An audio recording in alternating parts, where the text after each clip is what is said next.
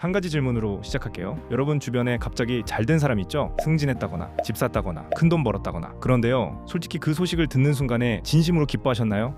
아마 입으로는 축하해 라고 했을 거예요. 하지만 마음속 어딘가에서요, 묵직한 돌덩이 같은 게 내려앉는 느낌, 그런 거 한 번쯤은 느껴보셨을 겁니다. 이건 성격이 삐뚤어져서 그런 게 아니고요, 심리학적으로 보면 아주 자연스러운 반응이기도 해요. 근데 문제는 이 심리를 제대로 모른 채 그냥 방치하면요, 인간관계는 물론이고 나 스스로가 정말 추하게 망가질 수 있다는 겁니다. 이런 문제로 요즘 17살 금메달리스트한테 진심으로 축하해주진 못할 망정 돈으로 메달 샀다는 말이 쏟아지고 있잖아요. 근데 이 사람들 사실 그 선수한테 화가 난 게 아닙니다. 자기도 모르는 사이에 전혀 다른 곳을 향해 주먹을 휘두르고 있는 거예요. 오늘 그 심리를 전부 뜯어볼 건데요, 끝까지 보시면 이 감정을 방치했을 때 결국 자기 자신의 자존감이 어떻게 무너지는지까지 다 알게 되실 거예요. 스노보드 하프파이프라는 종목을 잠깐 들여다보면요, 이게 보통 스포츠가 아니에요. 장비비, 해외 전지훈련, 코칭 스태프, 1년에 들어가는 돈이 억 단위입니다. 동네 축구처럼 공 하나 들고 운동장 나가면 되는 종목이 아닌 거죠. 그러니까 사람들 입장에서 보면 이런 느낌인 거예요. 나는 매달 월세 내면서 학자금 대출 갚느라 허덕이는데 누군가는 태어나자마자 올림픽 가는 고속도로 위에 올라선 거죠. 이 순간 사람들 머릿속에 떠오르는 건 제 부럽다가 아니에요. 나는 왜 아무리 뛰어도 제자리인 거지? 라는 묵직한 자괴감이 먼저 치고 들어옵니다. 여기서 진짜 뇌관은 따로 있어요. 실패해도 돌아갈 펜트하우스가 있다. 이 한 문장이 사람들 가슴을 후벼 판 겁니다. 생각해보세요. 우리 대부분한테 실패라는 건 곧 벼랑 끝이에요. 사업 망하면 빚더미, 취업 실패하면 다시 알바판. 그런데 누군가한테 실패란 그냥 경험 하나 쌓고 따뜻한 집으로 돌아가는 거라면요, 이건 질투가 아니에요. 리스크 자체가 비대칭적이라는 걸 몸으로 느끼는 순간 사람의 뇌는 불공정 경보를 울리기 시작합니다. 사실 우리 모두는 마음 한구석에 이런 믿음을 갖고 살아요. 열심히 살면 언젠간 보상받겠지, 나쁜 짓 하면 벌받겠지. 이 믿음이 왜 필요하냐면 이게 있어야 내일 아침에 알람 끄고 일어날 이유가 생기기 때문이에요. 노력하면 된다는 말을 붙잡고 하루를 버티는 거죠. 그런데 17살 아이가 수억 원짜리 인프라 위에서 금메달을 따는 모습을 보는 순간 이 믿음에 금이 갑니다. 잠깐, 그러면 내가 매일 12시간씩 뼈 빠지게 일하는 건 뭐지? 출발선이 이렇게 다른 세상에서 노력하면 된다라는 말이 무슨 소용이야? 심리학에서는 이런 믿음을 공정한 세상 가설이라고 불러요. 저번 영상에서도 이 이론을 다루었는데요, 생각나실 거예요.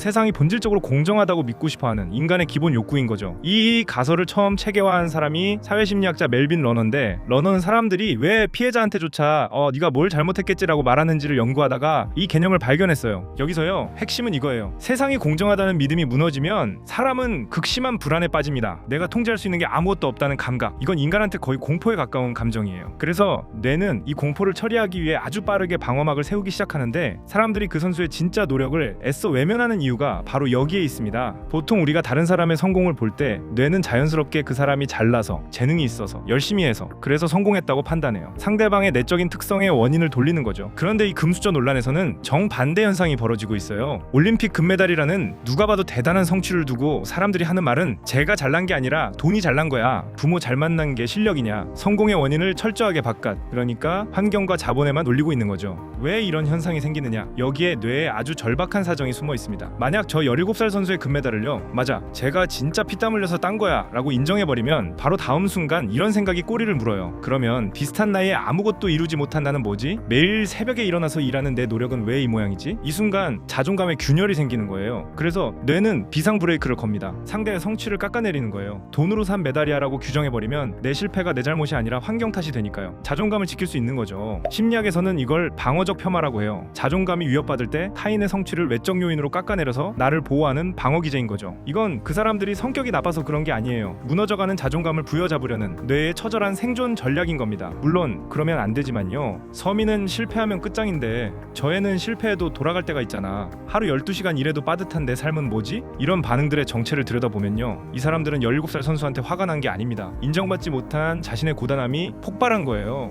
매일 아침 10,000원 지하철에 끼어서 출근하고 야근하고 월급 받으면 월세랑 대출이자 냅니다. 그러다 보면 남는 게 없죠. 이 와중에 노력하면 된다고 자기한테 주문을 걸면서 버텨왔단 말이에요. 그런데 어느 날 뉴스에 나오는 건 태어날 때부터 수억 원짜리 인프라가 깔려있는 아이가 금메달을 따는 장면. 이걸 보는 순간 지금까지 꾹꾹 눌러왔던 감정이 터지는 겁니다. 내 고통은 아무도 안 봐주는데 왜 저의 성공만 빛이 나는 거야? 이걸 심리학에선 이걸 투사라고 하죠. 자기 안에 있는 감정을 외부 대상한테 떠넘기는 거예요. 쉽게 말하면 진짜 화가 나는 건 팍팍한 내 현실과 계층 이동의 사다리가 끊어진 사회 구조인데, 그건 너무 크고 막연하니까 눈에 보이는 대상 17살 선수한테 감정을 쏟아붓는 거죠. 결국 이 논란은 금수저 대 흙수저의 싸움이 아니에요. 시스템에 대한 분노를 마땅히 쏟을 곳을 찾지 못한 사람들이 가장 눈에 띄는 관역을 향해 감정을 던지는 던지는 구조인 겁니다. 근데 여기서 끝이 아니에요. 진짜 무서운 건 이 방어 기제가 결국 자기 자신을 공격하기 시작한다는 겁니다. 자, 여기서 잠깐 그 17살 선수 이야기를 해볼게요. 하프파이프라는 종목이 어떤 건지 아시죠?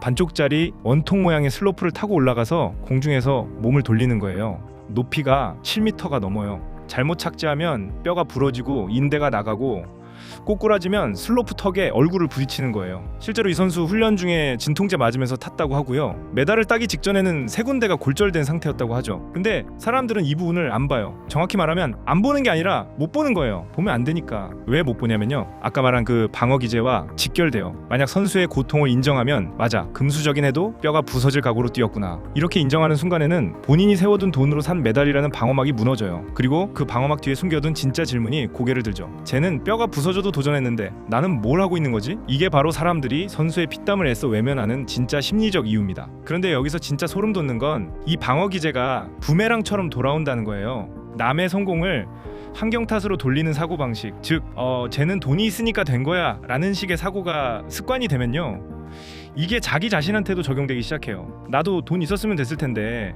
환경만 좋았으면 나도 뭔가 해냈을 텐데. 언뜻 들으면 위로 같죠. 근데 이 말의 이면에 숨겨진 진짜 의미를 뜯어보면 결국 이런 뜻이에요. 나는 환경이 안 받쳐줬으니까 뭘 해도 안 돼. 이 순간 본인의 노력과 의지마저 가치가 없어지는 거예요. 처음에는 자존감을 지키려고 세운 방어막이 결국 자기 자신의 가능성까지 부정하는 감옥이 되어버리는 겁니다. 심리학자 마틴 셀리그만이 이런 상태를 연구한 적이 있어요. 실험을 하나 했는데 개들한테 피할 수 없는 전기 충격을 계속 줬어요. 처음에는 미친 듯이 발버둥을 치죠. 근데 아무리 해도 충격을 피할 수가 없으니까 나중에는 뭘 해도 소용없다는 걸 학습해버리는 거예요. 그래서 나중에 장벽을 낮춰서 충분히 뛰어넘을 수 있게 해줘도 개들은 그냥 바닥에 엎드려서 전기 충격을 맞고 있었습니다. 셀리그만은 이 현상을 학습된 무기력이라고 이름 붙였어요. 반복적으로 통제 불가능한 상황을 겪다 보면 실제로 벗어날 수 있는 상황이 와도 시도조차 안 하게 되는 심리 상태인 거죠. 지금 이 사회에서 뭘 해도 안 된다고 느끼는 많은 사람들의 뇌 속에서도 비슷한 일이 일어나고 있는 거예요. 계층 이동이 막혀 있다는 경험이 반복되면 실제로 기회가 와도 어차피 나는 안 돼라고 미리 포기해버리게 되는 거죠. 제가 오늘 하고 싶은 말은 악플 달지 마세요 같은 도덕 수업이 아니에요. 오히려 반대예요. 여러분이 느끼는 그 박탈감, 그 분노, 그건 아주 정상적인 감정이에요.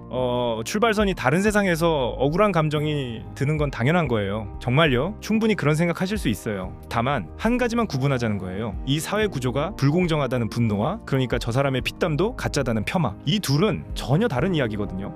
전자는 세상을 향한 건강한 분노예요. 사회를 바꾸는 에너지가 될 수도 있죠. 그런데 후자는요, 남의 노력을 깎아내리는 쪽으로 가면 결국 자기 노력의 가치까지 같이 무너지는 거예요. 돈 없으면 뭘 해도 소용없어. 이 문장이 입에 붙는 순간 내가 오늘 흘린 땀방울과 내가 참아가면서 버틴 하루하루, 이것들의 무게까지 전부 증발해버립니다. 선수의 땀방울은 진짜예요. 그리고 여러분이 매일 버티면서 흘리는 땀도 진짜예요. 이 둘은 서로를 부정하는 관계가 아닙니다. 오늘 영상을 한 문장으로 정리하면 이거예요. 이 논란은 금수저 17살과 흙수저인 대중의 싸움이 아닙니다. 마음의 여유가 바닥난 시대에 축하할 힘조차 남지 않은 우리 모두의 지친 자화상이에요. 남의 성공을 보고 화가 나는 건 잘못된 감정이 아니에요. 그건 여러분이 그만큼 치열하게 살아왔다는 증거니까요. 다만 그 감정을 저 사람은 가짜야로 처리하는 순간 여러분 자신의 진짜 노력까지 가짜가 되어버린다는 것, 이것만 기억해 주셨으면 합니다. 오늘도 김파란 심리학이었습니다. 감사합니다.